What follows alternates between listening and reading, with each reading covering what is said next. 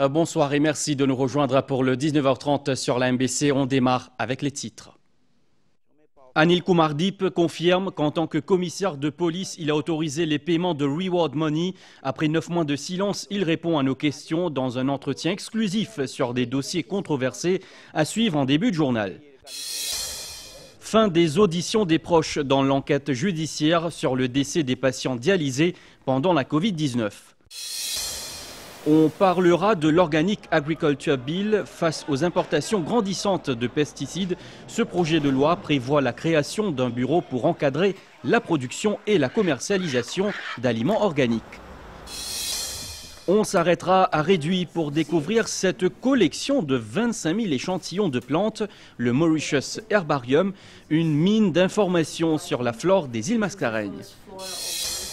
À l'étranger, le cabinet de sécurité israélien approuve un plan pour prendre le contrôle de Gaza. Pour le Hamas, cela équivaut à un sacrifice des otages. Le film Sayyara fait sensation et atteint des records. Pourquoi un tel engouement autour de ce drame romantique? On a cherché des réponses. Avant-dernière journée des Jeux de la CJSOI, Maurice s'illustre avec 6 médailles d'or en athlétisme. Les détails dans le journal des sports.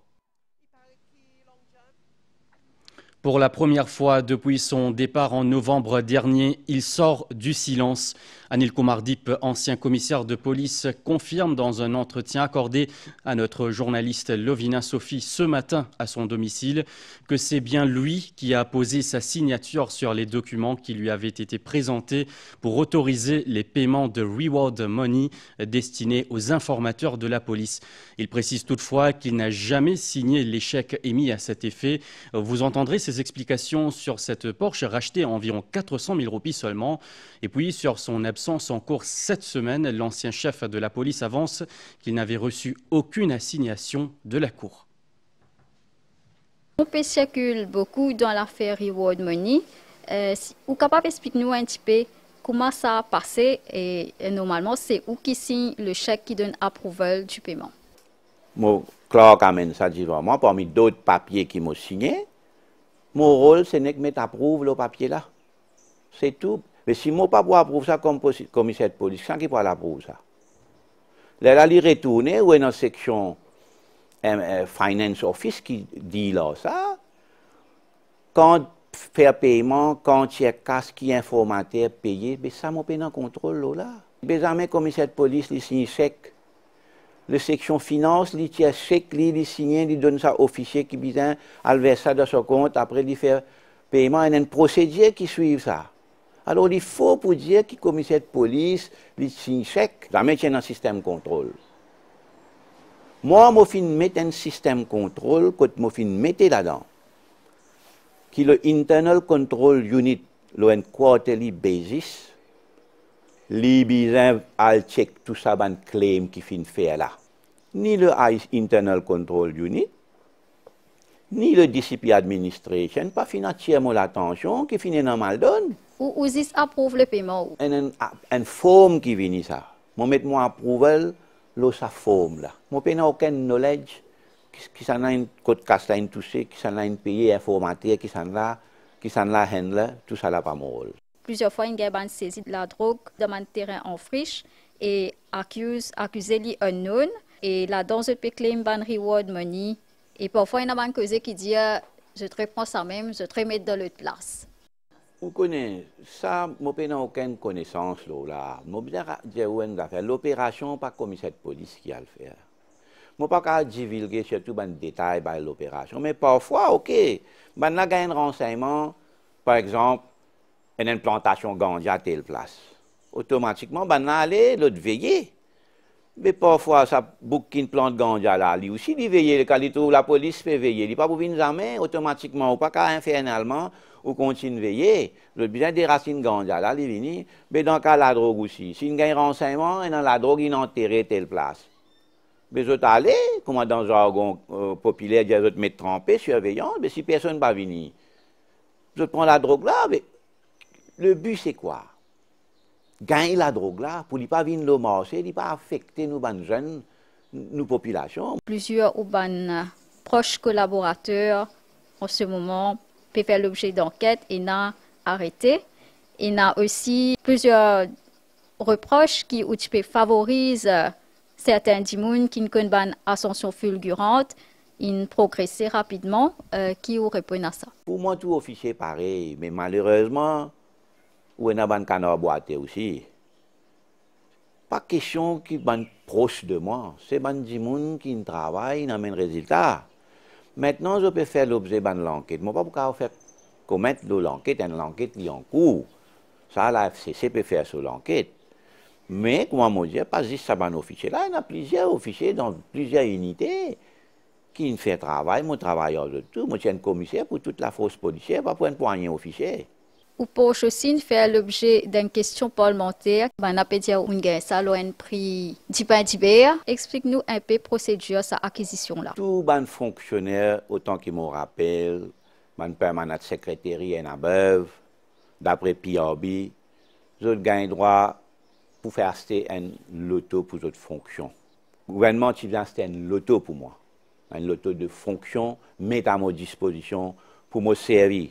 Pas seulement pour moi, officiellement, mais pour personnel use pour ma famille. Mais quand je viens commissaire de police, je n'ai pas fini de faire acheter l'auto pour moi.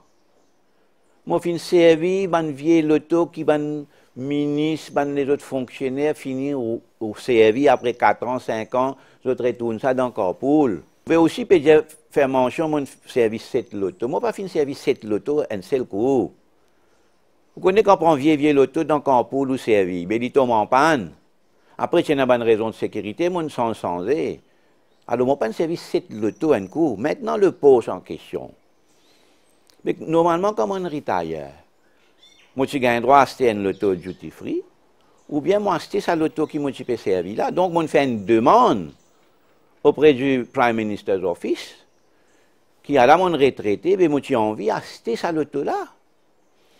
Et là, on fait mon demande. Mais il y a le ministère des Finances, il y a le ministère Public Infrastructure, ben là, guetter, ben là, évaluer, valer l'auto là. Là, je dis, l'auto là, il coûte tant ou bien payé. Mais pas moi qui évalue l'auto là. C'est le gouvernement qui évalue, il y a une procédure, c'est le ministère qui évalue là. Et quand je dis, il coûte 415 000 roupies. Mais dans mon lump sum, il réduit à ça, il paye. Mais qui polémique? Comment moi qui décide pour gagner ça du pain d'hiver? Également à la une, l'affaire des patients dialysés. Vinaigui Lechama a déclaré que son défunt époux, patient dialysé de 72 ans, n'aurait reçu aucune assistance médicale pendant 5 jours d'hospitalisation en mars 2021 et cela aurait précipité sa mort. Elle témoignait au tribunal de Kjorpip dans le cadre de l'enquête judiciaire cet après-midi. Il s'agit là du dernier témoignage d'un proche des patients dialysés décédés. Les prochaines auditions seront consacrées aux responsables du ministère de la Santé. On fait le point avec Kavin Tapessar. Elle est la dernière à témoigner parmi les proches des patients dialysés décédés lors de la deuxième vague de la Covid-19 en 2021. Vinaigui Lechama, l'épouse du défunt Lechmaya Lechama, a expliqué les circonstances dans lesquelles son mari est décédé.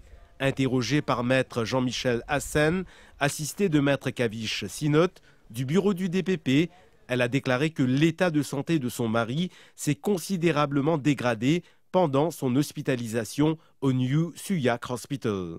Devant la magistrate Shavina Jugnut, Vinaigui Lechama a affirmé que son époux est resté quasiment affamé durant son séjour à l'hôpital, car étant un patient dialysé, il ne pouvait pas consommer les plats qui lui étaient servis. Elle dira que certains jours, au menu, il y avait du biryani, un plat contre-indiqué pour un patient dialysé. Selon elle, son époux n'a reçu aucune visite de la part des médecins et du personnel soignant pendant 5 jours d'hospitalisation à la salle d'isolement du New Suyak Hospital. Elle ajoute que ce n'est que lorsque son mari était mourant qu'il a été transféré au New ENT Hospital où son décès a été constaté le 31 mars 2021.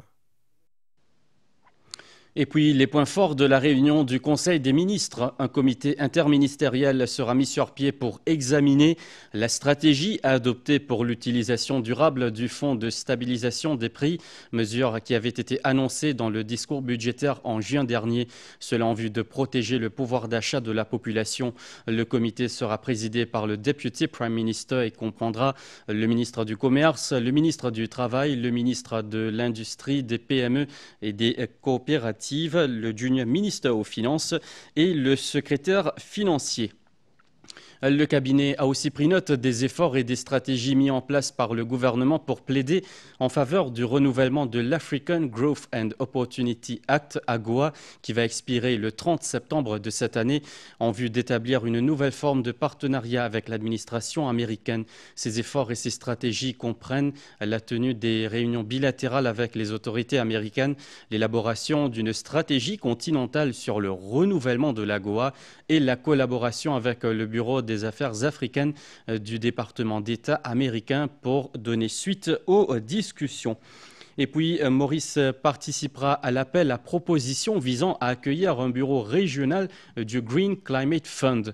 Le fonds comprend un portefeuille de 18 milliards de dollars américains pour soutenir la transition vers des sociétés à faibles émissions et résilientes au changement climatique. En accueillant un bureau régional du Green Climate Fund, Maurice pourra obtenir des avantages significatifs à travers un engagement plus rapide avec le gouvernement et le secteur privé en matière de financement climatique. Elle attirera également les investisseurs verts, favorisera l'innovation dans les secteurs durables et la création d'emplois. Autant pour les décisions du cabinet ministériel. À Maurice, les importations de pesticides ont augmenté de plus de 50% en 2024 par rapport à l'année précédente, selon Statistics Mauritius.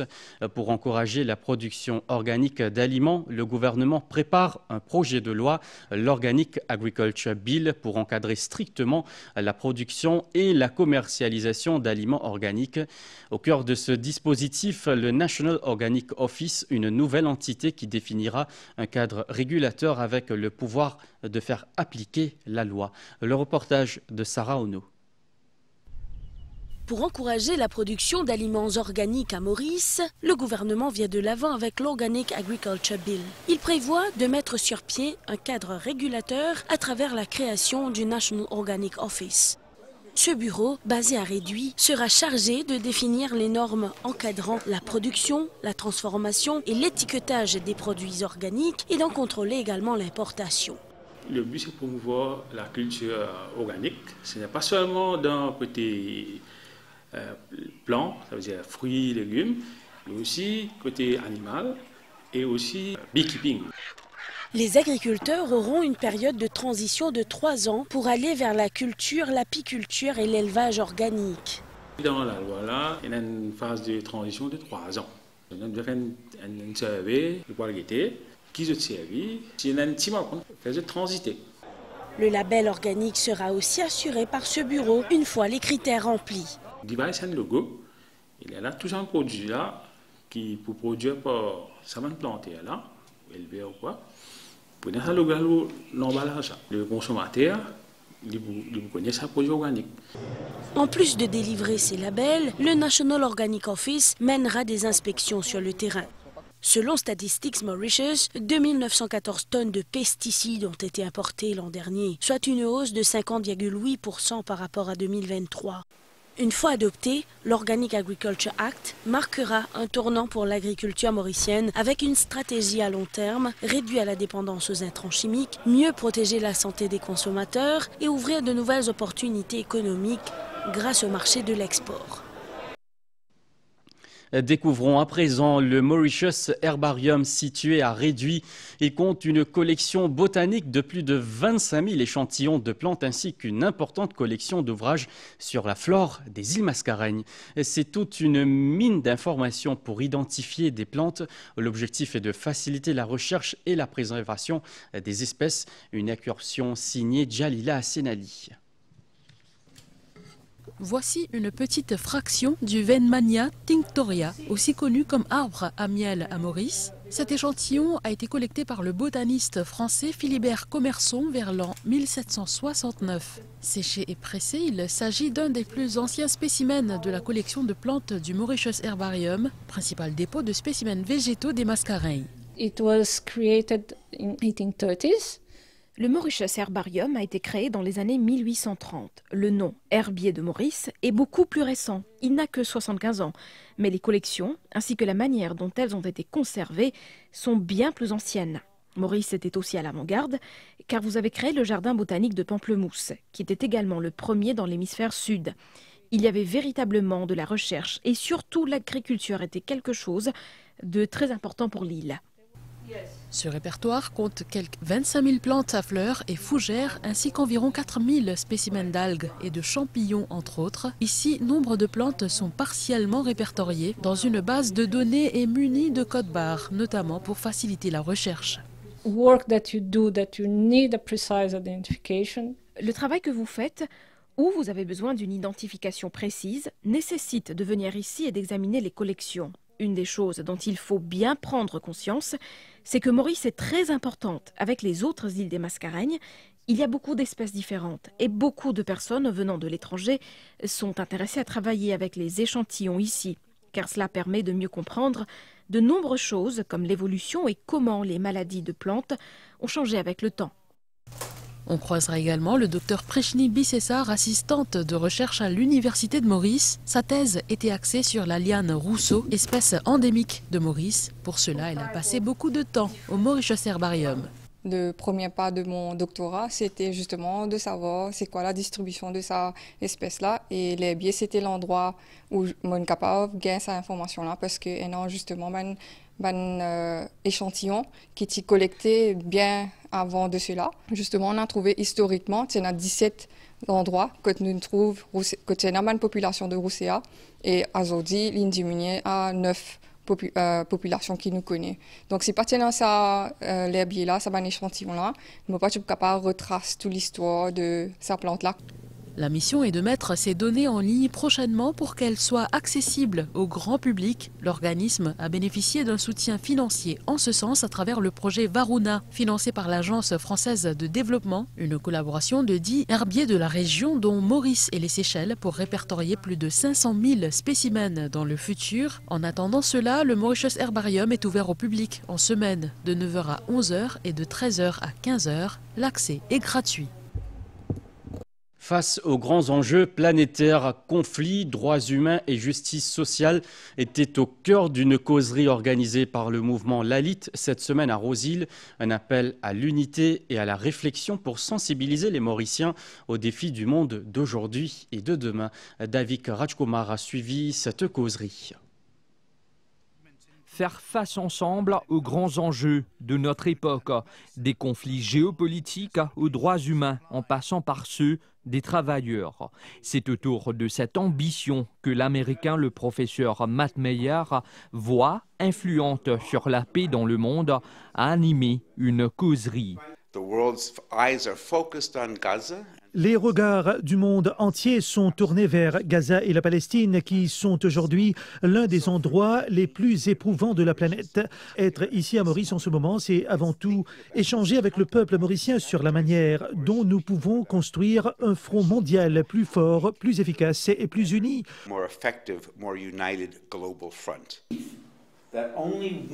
Pour cet historien et auteur, Maurice peut jouer un rôle moteur dans cette dynamique. L'histoire unique de Maurice, sa compréhension profonde du colonialisme, des droits des travailleurs et surtout de la lutte pour la souveraineté sur les Chagos sont précieuses. Maurice a un rôle particulier, unique et essentiel à jouer pour aider à forger un front commun. Archipelago, that interconnection is rare. US presence in Chagos acts like a counterweight. À l'origine de cette initiative, le mouvement Lalit qui souhaite éveiller les consciences. Question Palestine, quoi le bout de la terre, personne, à part un peu gouvernement qui pas vraiment n'a aucun problème palestinien. Mais il y a un problème politique parce qu'il y a beaucoup d'intérêt économique géopolitique. Les actions entreprises par la Ligue en faveur de la cause palestinienne ont aussi été mises en avant lors de cette causerie. Le cabinet de sécurité israélien a adopté le plan proposé par Benjamin Netanyahou. C'est un plan qui comprend la prise de contrôle de la ville de Gaza et des camps de réfugiés du centre de l'enclave palestinienne. Cette décision est très critiquée par la communauté internationale. Le Hamas a réagi dans un communiqué. Je cite, « Cela aboutira au sacrifice des otages ». Ajmal Moïtob. Les alliés d'extrême droite de la coalition du Premier ministre Benjamin Netanyahou ont fait pression pour une prise de contrôle totale de Gaza dans le cadre de son engagement à éradiquer les militants du Hamas, bien que l'armée ait averti que cela pourrait mettre en danger la vie des otages restants. Cette décision a été prise après plusieurs tentatives infructueuses de médiation pour obtenir un cessez-le-feu, et cela dans un contexte de tollé international. Le Premier ministre israélien a déclaré que le plan se concentrait spécifiquement sur la ville tentaculaire de Gaza. Nous ne voulons pas conserver Gaza, nous voulons mettre en place un périmètre de sécurité, nous ne voulons pas le gouverner, nous ne voulons pas être présents en tant qu'organe de gouvernance. Alors que Gaza est déjà ravagé par des mois de guerre et plongé dans une grave crise humanitaire, l'appel de l'ONU accentue la pression internationale sur Israël, en lui demandant d'abandonner immédiatement son plan de contrôle militaire de la région. Toute décision d'étendre les opérations militaires israéliennes à Gaza est préoccupante. Cela aura des conséquences catastrophiques pour des millions de Palestiniens. Toutefois, selon un communiqué du bureau de Netanyahou, des avertissements d'évacuation pourraient être adressés aux Palestiniens dans certaines zones spécifiques de Gaza, leur laissant potentiellement plusieurs semaines avant l'arrivée de l'armée. Aux États-Unis, en Californie, les pompiers s'efforcent de contenir des feux de végétation qui se propagent rapidement. Des milliers de personnes ont été évacuées. L'incendie a ravagé en quelques heures près de 2000 hectares de végétation. Le programme européen Copernicus, qui suit l'état de la planète tout au long de l'année, vient d'annoncer que le mois de juillet 2025 est le troisième plus chaud jamais enregistré, après ceux de 2023 et de 2024. On fait le point avec Claudette Geoffroy-Gadé-Vadou. Nous y sommes désormais presque habitués. Tous les étés, de tristes records climatiques sont battus. Ce début de mois d'août 2025 ne déroge pas à la règle. Entre les sécheresses et incendies hors normes au Canada, les pluies torrentielles au Pakistan et à Hong Kong et les vagues de chaleur méditerranéenne. À l'échelle mondiale, le constat n'est pas beaucoup plus brillant. Le programme européen Copernicus suit l'état de notre planète tout le long de l'année. Il vient d'annoncer que le mois de juillet 2025 est le troisième plus chaud jamais enregistré, juste derrière celui de juillet 2024 et celui de juillet 2023, le record absolu. Sur les 12 derniers mois, la température moyenne du globe a été supérieure de 1,53 degrés à la moyenne pré-industrielle.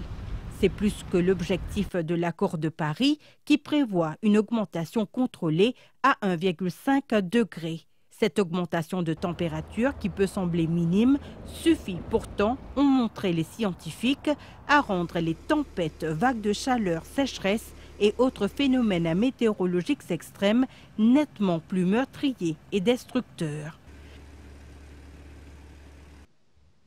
Les États-Unis ont doublé à 50 millions de dollars la récompense pour l'arrestation du président vénézuélien Nicolás Maduro, accusé de diriger un réseau de narcotrafic, le cartel des Soleils, en lien avec des groupes criminels. Le gouvernement américain ne reconnaît pas ses victoires électorales et le considère comme une menace à la sécurité nationale. Le Venezuela a qualifié cette démarche de ridicule et de propagande politique. Et sinon, depuis 2020, Maduro est inculpé par la justice américaine pour narcoterrorisme. Retour à Maurice, l'association des consommateurs de l'île Maurice, l'ACIM, a abordé plusieurs sujets d'actualité, le prix inchangé des carburants et une éventuelle baisse de prix sur certains produits de nécessité. C'était lors d'une conférence de presse ce vendredi, le compte-rendu d'Ashminta Bantou. La CIM exprime ses préoccupations quant au prix inchangé de l'essence et du diesel. J.N. Chelum estime qu'une révision est attendue au vu de l'évolution du marché. Nous faisons une demande certainement aux ministres qui procèdent à l'engagement là, vu qu'ils ont fini qu'ils ont un bon, plus fort qu'ils ont gagné, le besoin fait la baisser. Alors que les décisions sont attendues sur la mise en œuvre de fonds de stabilisation des prix à la consommation, la CIM informe que les décisions avec les autorités ont avancé. Une collaboration de la CIM, l'association de consommateurs et le gouvernement, et MCCI aussi, c'est dans la réunion. Donc voilà, il y a les trois parties prenantes dans les stakeholders de côté économique, côté financier, autour de même la table, nous discuter. Et puis, il y a d'autres réunions avec mon copain à cause de violon, avec MCCI, et aussi la CIM pour faire d'autres présentations et propositions encore. La CIM dit avoir approché la Competition Commission au sujet de la récente fusion entre Rogers et ENL, qu'elle juge susceptible d'avoir des conséquences sur les consommateurs. Le week-end précédent a été marqué par une célébration dédiée à la langue Bhojpuri. À Maurice, il existe un centre unique qui retrace l'histoire du débarquement des travailleurs engagés et leur quotidien à travers d'objets découverts lors de fouilles archéologiques et des reconstitutions de structures d'époque. Nous vous emmenons ce soir à la découverte du centre d'interprétation Bikram Singh Ramlala, situé sur le site historique de l'Apravasi Ghat. À Port-Louis, le reportage de Madhvi Jagarnath. En 1834, à la suite de l'abolition de l'esclavage dans l'Empire britannique, Maurice a été choisi pour être l'épicentre de ce que le gouvernement britannique appelait la Grande Expérience. Le résultat fut la naissance du système engagiste. Vous avez testé ce système-là, première fois dans Maurice avec succès. C'est ça sa grande expérience, great experiment, comme on nous dit là. Cette recréation de l'intérieur d'un bateau permet aux visiteurs d'imaginer les conditions extrêmement difficiles d'un voyage d'environ 6 semaines. 1860-70 à des années 1900, c'était des steamships de messagerie maritime. Dans ce type d'espace-là, 310 personnes qui compressent ensemble, qui conditions très difficiles dans la haute mer, beaucoup de mots, c'est les mêmes enfants qui sont nés. Étape initiale de la visite, les vestiges archéologiques qui permettent une compréhension exhaustive du site et de son patrimoine. On a aussi découvert plein d'objets qui nous permettent de découvrir l'histoire, la façon de vivre d'Imoun à l'époque-là, dans différentes périodes. Par exemple, durant la période française, on a découvert des pipes, boutons, coins, des fioles, médicaments, qui renseignent nous dans la façon comment tu peux percevoir un travail engagé. De par sa position géographique, Maurice resta pendant longtemps la plaque tournante de l'immigration globale vers les autres colonies. Entre 1834 et 1920, ce ne fut pas moins de 462 000 immigrants venant principalement d'Inde qui s'engagèrent à travailler sur les différents camps sucriers à travers l'île. La visite se termine avec la reconstitution d'une hutte aux murs en bouse de vache. C'est dans ces espaces que vivait toute une famille d'immigrants. Nous essayons de montrer aux enfants, aux visiteurs, qui ont des moyens, qui ont longtemps servi pour faire du bois sec, mais aussi pour conserver notre manger, parce qu'il nous a rappelé ça maintenant, il y a deux fonctions. C'est là aussi que tu mets au poisson sec, il y a la fumée en bas. Ce centre d'interprétation reste un pont entre les générations, favorisant la compréhension et la réflexion. De façon que nous interprétons les choses aujourd'hui, nous disons oui, le travail, mais c'est quand nous le passé, nous trouvons qu'il marche plus, mais quand même, on reste persévérer. La culture Maurice est bien intéressant, bien intéressant. Vous avez ça même là dans la tête bien. 60 000 Mauriciens et étrangers ont visité le centre d'interprétation Bikram Singh Ramlala l'année dernière, un nombre qui continue de croître d'année en année. L'Apravasi Ghat reste avant tout un lieu célébrant la mémoire de nos ancêtres et de ceux qui auront façonné notre société. Parlons de ce film de Bollywood qui fait sensation en ce moment, Sayara, un drame romantique qui a conquis le cœur de nombreux Mauriciens. Mais qu'est-ce qui explique un tel engouement autour de ce long métrage? Christiane Sitia nous en parle. So, उससे पहले ही end of story. Réalisé par Mohit Suri, Sayara a connu un succès inattendu depuis sa sortie le 18 juillet. Que ce soit à l'international ou à Maurice, les salles de cinéma affichent complet pour les séances après 3 semaines d'exploitation. En tête d'affiche, Ahan Pandey et Anik Pada qui font leur premier pas sur le grand écran avec un résultat convaincant. Enfin, on va se connaître, mais sur acting, 10 sur 10. Pareil, pour moi, c'est un film de 10 sur 10. Amène tissu, c'est moi. Amène tissu. Un acteur nouveau et une action là-dedans, c'est qu'il est content. Un nouveau moral là-dedans. Ça va, pour une première, ça va. Espérons retrouver dans les autres films avec de nouvelles, belles histoires. Enfin, mon contact, tout ça son rôle. L'album musical a aussi grandement contribué au succès avec des morceaux comme Barbad,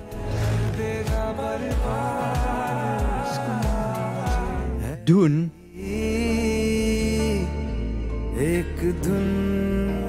ou encore la chanson titre du film.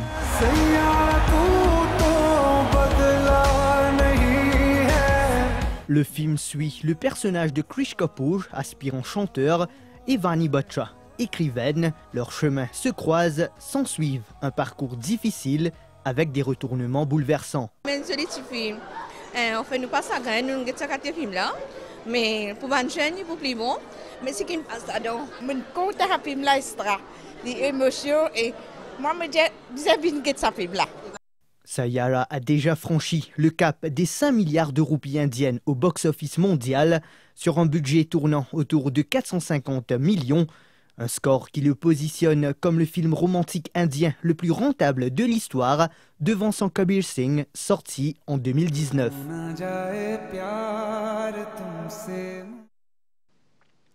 La MBC Télé vous propose un entretien exclusif avec Emmanuel Petit, champion du monde 1998 et ancien joueur emblématique d'Arsenal, de Chelsea et du FC Barcelone. Il était présent dans nos studios pour une édition spéciale de l'émission Foot 11, animée par Vikash Bhagirathi, qui sera diffusée ce soir à 20h15 sur MBC Sports 11.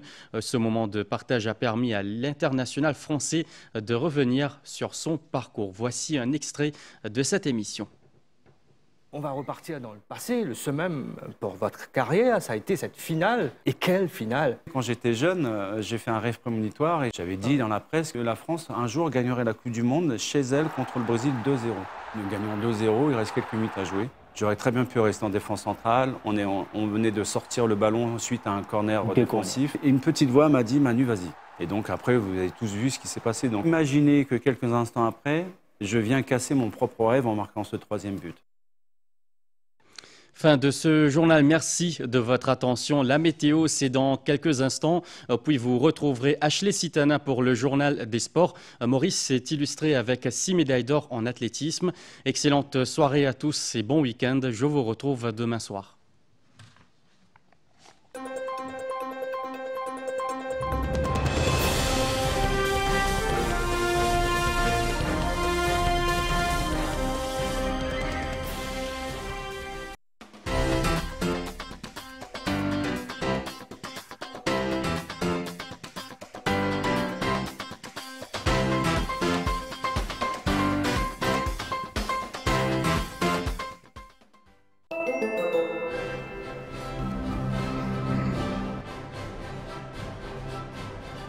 Fan de foot, fan de Première Ligue, le roi, le lion est de retour. Le moment tant attendu est enfin arrivé. Retrouvez vos stars en action sur les chaînes Canal+ et Canal+ Sport. Vibrez avec les grands championnats de foot sur tous vos écrans connectés compatibles. Canal+, votre nouvelle expérience streaming en live et à la demande.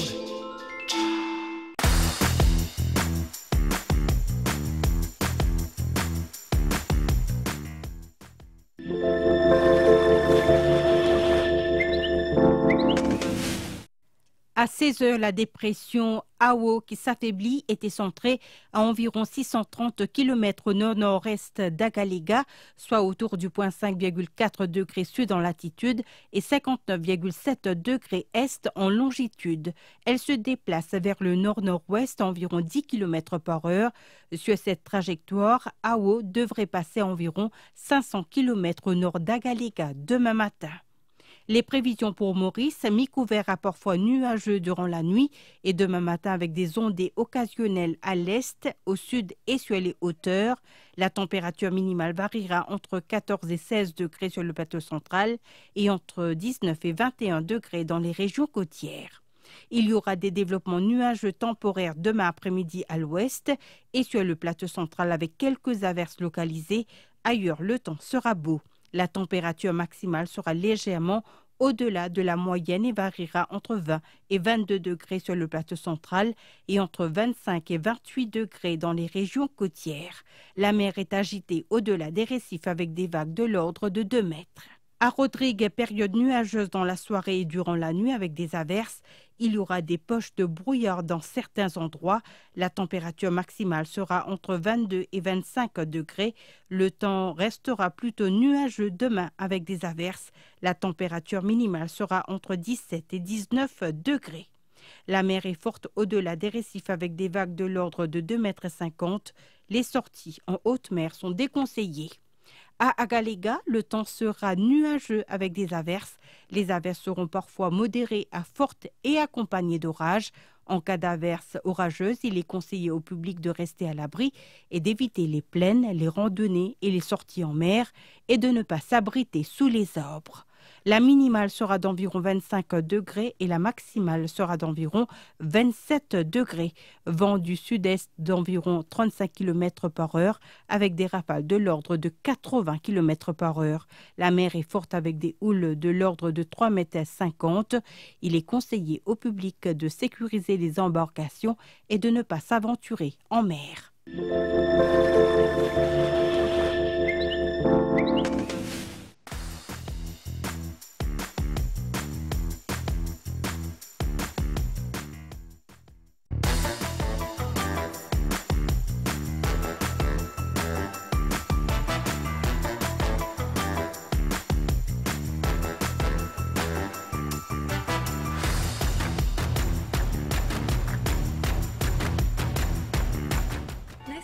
Good food, good life. Le roi, le lion est de retour. Pour célébrer ce grand retour sur les chaînes Canal+ et Canal+ Sport, pour tout nouvel abonnement jusqu'au 31 août, bénéficiez du pack sport à seulement 350 roupies par mois jusqu'à fin février 2026. Rendez-vous vite en Canal+ Store ou sur canalplus-maurice.com.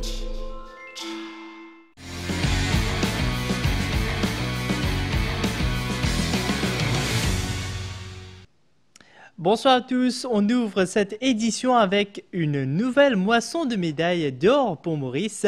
Nos athlètes ont brillé lors de cette dernière journée de compétition en athlétisme avec un bilan flatteur, 6 médailles d'or, 4 d'argent et 2 de bronze. Une belle performance de l'ensemble de la délégation mauricienne qui a su répondre présent sur la piste.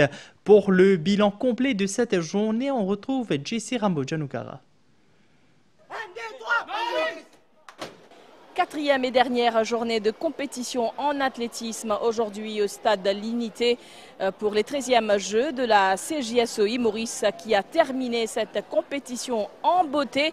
La dernière épreuve, le relais medley garçon, a été remporté par le quatuor mauricien dont fait partie Aaron Fong Leung, lui qui a décroché 3 médailles d'or dans cette compétition. On vous propose d'écouter les médaillés d'or mauriciens. Franchement, on est content et comme on me dit encore, une fierté, je représente Maurice. Je suis content, je suis gagné une médaille d'or. Puis Marion, le 100, ça descend. Je suis content, bonne équipe. La moisson a été bonne pour l'équipe de Maurice lors de cette ultime journée en athlétisme. Pas moins de 5 médailles d'or ont été récoltées. Alors, il y a bien sûr le relais. Il y a aussi nos para-athlètes qui se sont distingués. Le doublé pour Maurice aux 400 mètres T20, garçons et filles. Il y a aussi la bonne performance en poids, toujours en para-athlétisme. Et puis, aux 400 mètres, donc médaille d'or et médaille d'argent pour Maurice grâce à Georgino Tron. Et nous avons Lufort, donc Trishan Lufort qui se sont distingués. Moi, j'ai assez confiance dans ma performance, mais quand même, je ne pense pas sous-estimer aucun adversaire. Je reste concentré, je garde les courses, je m'habitue et que je reste à médaille d'or. Je suis fier de moi, on va chercher un mauvais légende. Au début, je croyais que j'allais pas gagner. Mais au final, j'ai des encouragements de mes parents, mon entraîneur, surtout Loïc avec Jean-Marie et Nicolas aussi, et mes parents. J'attends, je pensais, les bouts de mois, la dernière, on prend le souffle, mon tour, mon coach, vraiment, à le payer de tout, de tout mon vini. Je m'attendais de faire dans les 3 premiers parce que déjà c'est pas mon épreuve. Je voulais être dans les 3 premiers, je suis vraiment contente d'avoir pu faire 2e.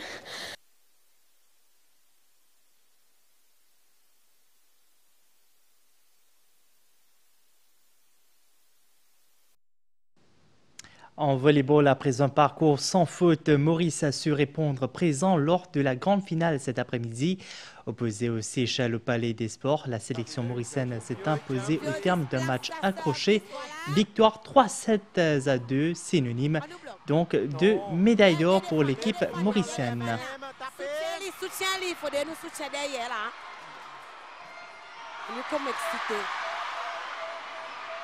Soutien, malheureusement, est faux. Il finit le Maurice, bien sûr, qui gagne ça, 7 nous ne voit pas un moment, de bonne 7 malgré cette l'équipe qui gagne. Il y en a une domination, il y en a qui passe devant, de bonne l'équipe. Mais pas à cause de besoin critique négative de l'équipe, à cause de ça, maman, il donne tout, et voilà, le résultat est capable de nous. Félicitations donc à l'équipe mauricienne de volleyball. Plus tôt ce matin, Maurice a récolté la médaille de bronze en basketball féminin en dominant les Seychelles 51-27. Et on voit également Maurice monte sur le podium avec une autre médaille de bronze décrochée.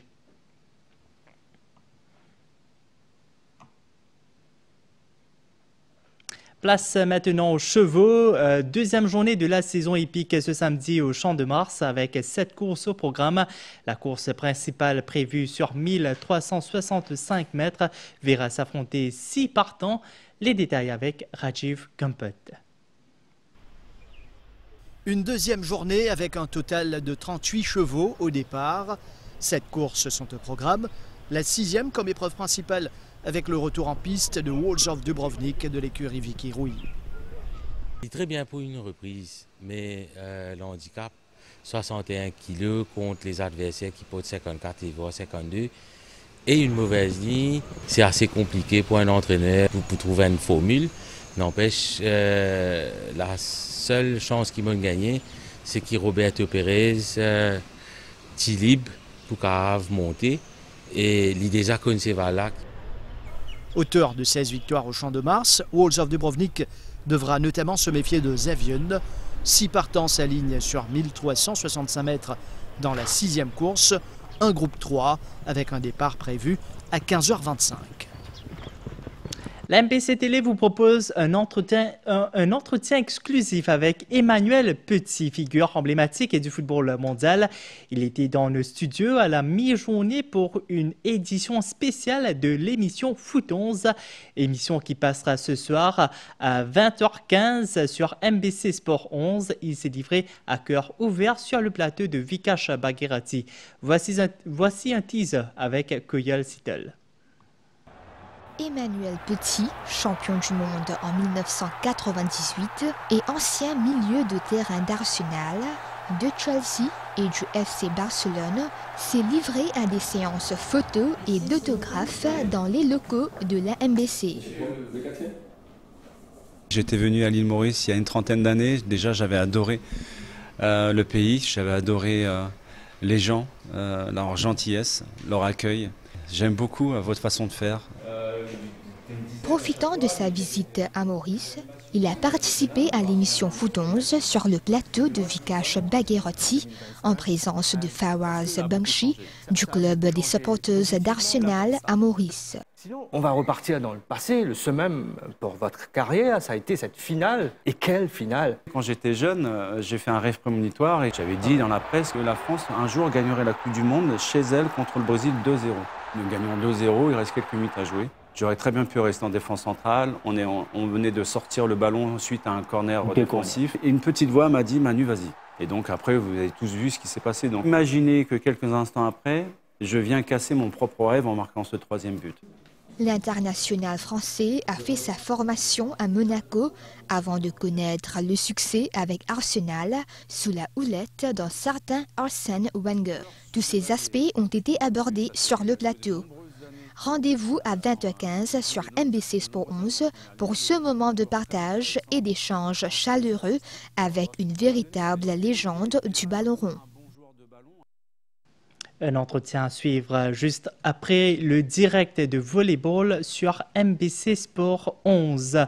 Football à l'étranger en amical. Jeudi soir, le Bayern Munich a été en démonstration face à Tottenham. Les Bavarois se sont imposés sur le score de 4-0.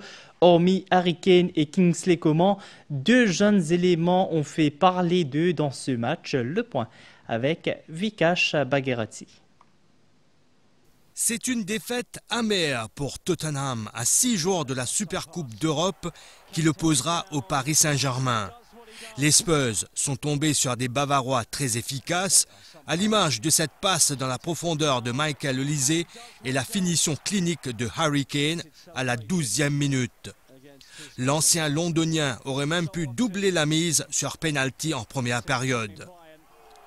À l'heure de jeu, Kingsley Coman marque le deuxième but du Bayern Munich sur une frappe bien exécutée. Les deux autres réalisations de la soirée sont des œuvres des jeunes du centre de formation munichois.